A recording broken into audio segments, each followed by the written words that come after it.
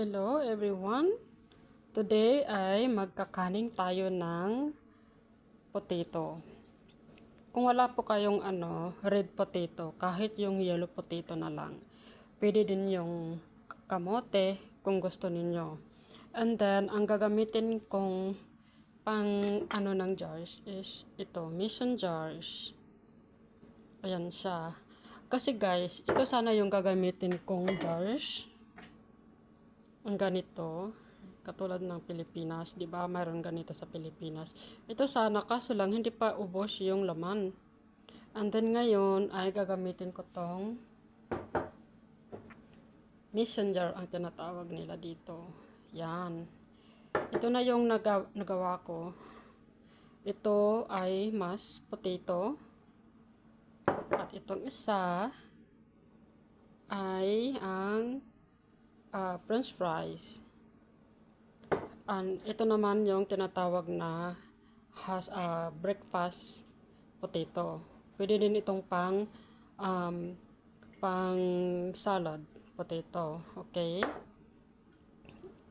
And then now, bago natin to ilalagay, itong patatas guys, ay i-sterilize muna natin ng matagal para hindi sila mababasag sa ating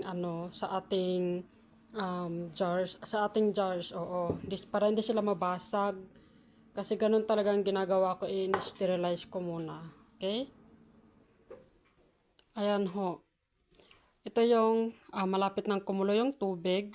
Ilalagay natin itong jars dito para maging sterilize siya. Ganyan lang. Walang masyadong arte. Ganyan. Pakukuluan natin yan siya ng 20 to 25 minutes. Andyan, yan po. Hayaan nyo lang silang kumulo dyan. At habang kumukulo ay lilinisin natin ng ating potato at hihiwain para ilalagay na dito yan pag ready na. Okay? Ito naman po is pinakuluan kong tubig. Ayan, gagamitin ko sa patatas. Hello. Kakanin tayo ng patatas. Kasi mayroon pa akong sobrang patatas. Ayan. Ang tawag nito ay red patatas. Kung wala po kayong ganitong patatas, is pwede yung yellow. Okay? So, gagawin natin ay gagawa tayo ng french fries at saka mashed potato and breakfast potato. Okay? So, ang gagawin natin dito ay tatanggalan natin ng kanilang skin dahil hindi po yan pwede. Binili po namin to dahil wala kaming sa garden. So, yeah, lang tayo. Tapos yung aking jars guys is in-sterilize ko muna. So, babalatan natin yan. Lalagay ko dito yung balat. Ganyan siya. Siyempre, matagal, di ba?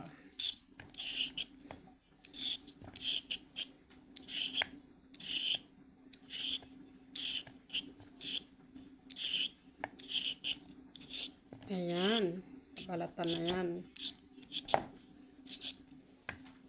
Ayan guys. Maganda na yan. Nabalatan na. So, babalatan ko to para sa french fries. Okay? Ayan na guys, nabalatan ko na yung patatas. So, hihiwain ko yan ng french fries. So, ganito lang yan. Hihiwain mo siya ng french fries.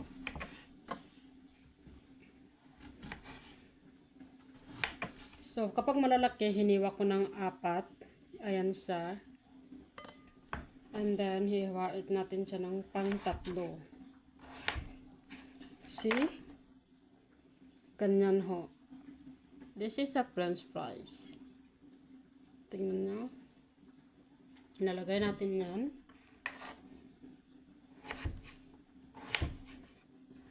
Ganyan.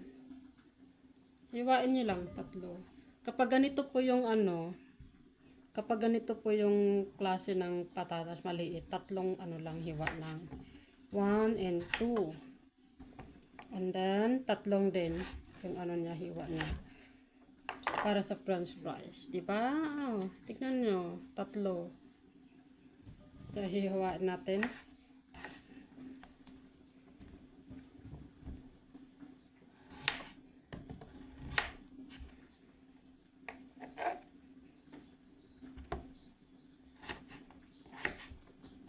Apat. Right? Ayan guys, nandito na yung jars. Ang init. Sterilize ko muna sila ng 20 minutes. So, okay na yan. Okay na yung 20 minutes.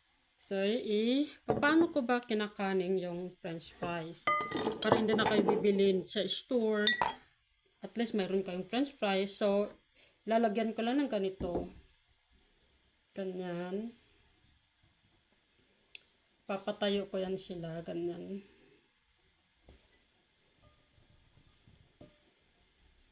Ganyan ho. See that? Normal lang yan mahuhulog kasi malinis po tong ano ko, sangkalan ko dito. Ganyan lang siya. See that? Ganyan. Kasi naman po masisira yung mga ano patatas nyo sa bahay. Ilalagay nyo sa bahay nyo masisira lang. Sayang. Mas mabuti pang ganito. Kahit hindi ka na magbalat. Di pa sira. Makikinabangan mo pa. Diba?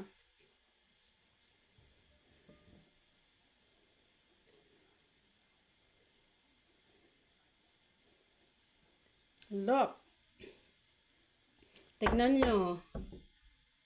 Diba? French fries na. Hindi na kayo bibili ng french fries ng frozen. Hindi nyo pa alam kung saan galing yun.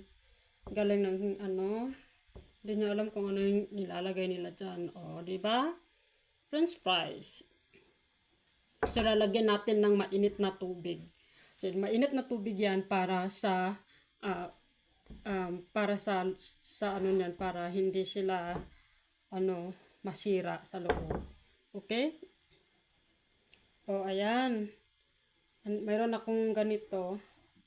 At saka, ito yung guys, ito yung mainit na tubig. Pinakuluan ko. So, lalagyan natin ng mainit na tubig. Ito. Ganyan. Hindi ko na siya lalagyan ng asin. Mas masarap pala pag walang asin. 1 inch lang hanggang dito lang po yan. Ayan guys. 1 inch lang dyan. Tapos, ang ginagawa ko is ginaganitahan ko na lang siya. O, diba? Ayan na. Ganyan lang po siya kadali.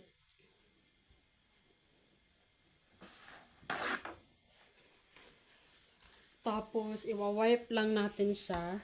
Kasi hindi siya pwede na mayroong mga tubig at saka yung mga patatas dito na maliliit. Kasi hindi siya magpantay. And then, ilalagay na natin itong wide mouth lid, ang tinatawag nila. Ganyan. See? It's so pretty. Now, babalik natin to para kung gusto niyo po ng tulungan kayo, tulungan po niyo yung nanay niyo, mga kids. And then, gagawa tayo ng patatas. So, ang gagawin ko dahil, babalatan ko to at gagawin natin ng patatas ulit. Ayan guys, babalatan ulit natin para sa patatas.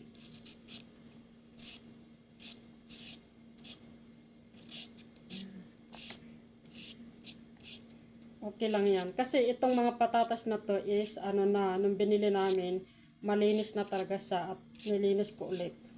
O diba, ang ending nag-mold. So, huhugasan natin itong patatas. Hugasan natin. And then, hihiwain natin ng ito, tapos na to na sterilize sa isang jar. Hihiwain natin ng 3. Ganyan, sa patatas. Lalagay natin dyan.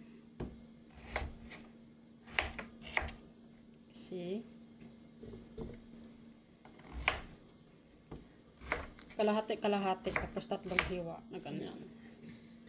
Ganyan kami dito. Alam niyo ba, masyadong mga kapitbahay namin dito guys, masyado silang matalino pagdating sa ano nila. Para silang mga langgam. Ang gagaling nilang magkaning, ang gagaling nilang magano, parang ayaw nila yung ano, nasasayang yung mga pananim nila kasi siyempre, inalagaan nila yun. Tapos, they are spending so much soil. Napakamahal pa naman ng soil. Diyos ko dahil.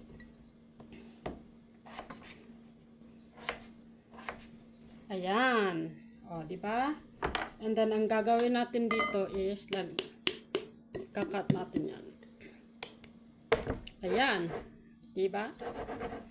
Ganyan lang yan. And then, kukunin natin ulit yung mainit na tubig. Ayan, may nandito na naman yung mainit na tubig. Mainit po to. Pinakuluan kasi eh. Kaya ganyan.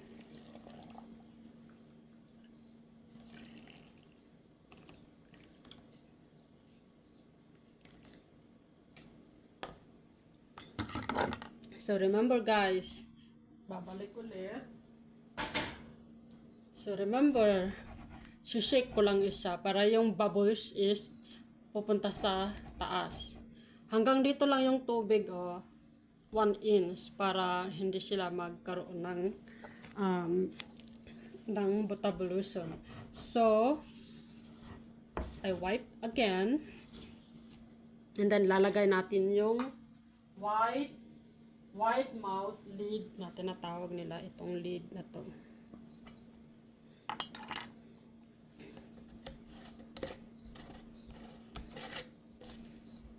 Ayan na siya. See? Ang bilis lang ito guys. Madaling gawin. So, ngayon, the last one is breakfast potato. Yung gagawin natin ulit. Okay? See ya. Ayan guys, humanapog ko. Tapos na rin ako. So, anuhin natin to. Huhugasan ulit. Kasi may mga ano na siya dyan. Okay? So guys, ito yung ating jars. Na, itong tawag nito is regular mouth. Kasi regular. Kasi yung isa yung malaki. Yung ganito. Yung mouth lids. Tigan. And then we can get breakfast potato just like that. 3. Tapos hiwatin natin ng maliliit. Ganun. Yung parang maliliit lang na pang ground pork, yung ganon. So, lalagay natin yan. Lagyan natin ng dito. Masasayang. Ayan.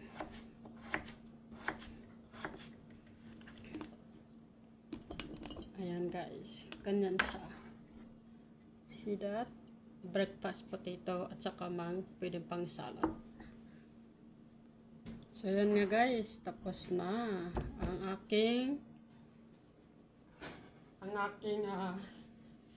breakfast potato. So ilalagay natin itong hot water is same.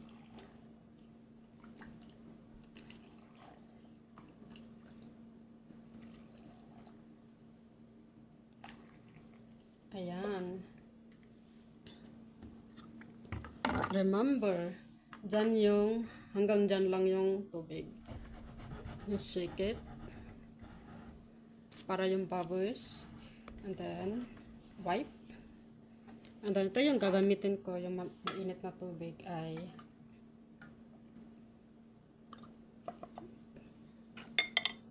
lids. See, right? Ayan na guys, yung 3. Tapos na. So, So, ilalagay natin doon sa pressure canner na sinasabi ko sa inyo. Guys, yung pressure canner na sinasabi ko. So, now, ilalagay natin itong ganyan sa gitna. So, tignan niya sa loob, mayroon siyang sariling yung protection sa puwet ng ating jars.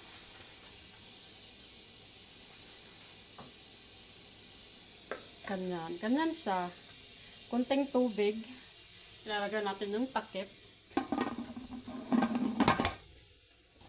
Itong itong pressure canner ko, hindi ko to muna itatapon dahil gumagana pa siya. Hindi, ayokong bumili ng bago dahil nga ito ay antique. Ay pinamanas pa sa akin ng aking in-laws. So, masaya naman ako dahil may pinamanas sa akin. Okay? Tapos, ilalagay na natin itong ayan, ilalagay natin yan. Para, kung halimbawa man, hahayaan ko lang siya kumulo. And then, pagkatapos nito, ayan, may siya dito. Ayan siya, guys. Nakikita niyo yan? Ayan siya. Kapag dumating na doon, itong line, yan ang tinatawag na measurement yata, I don't know. Yan. Tapos, saka lang natin siya uurasan. Kasi, gusto ko itong uurasan ko ng 50 minutes para sa mga patatas lang. Kasi 3 piraso lang na jars nandyan. Okay? Ayan na guys. So, 45 minutes na. So, ginagawa ko yung 50. So, anuhin na natin.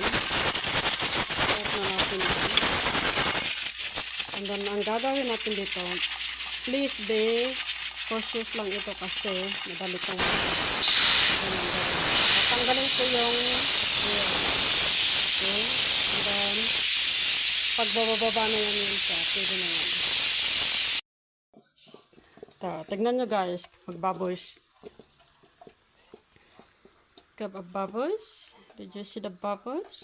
So, lalagay natin doon sa ayan. May bubbles, di ba? Ayan, kumukulo. Ganyan ho yan siya. So, kukunin natin yung iba. Ayan, yung french fries. Is a bubbles. Ayan siya, guys. Ayan, ganun lang kadali, guys. Ayan siya. O, diba? Bubbles, bubbles. Bababos siya. O, see? Enjoy. Gawin nyo din yan, okay?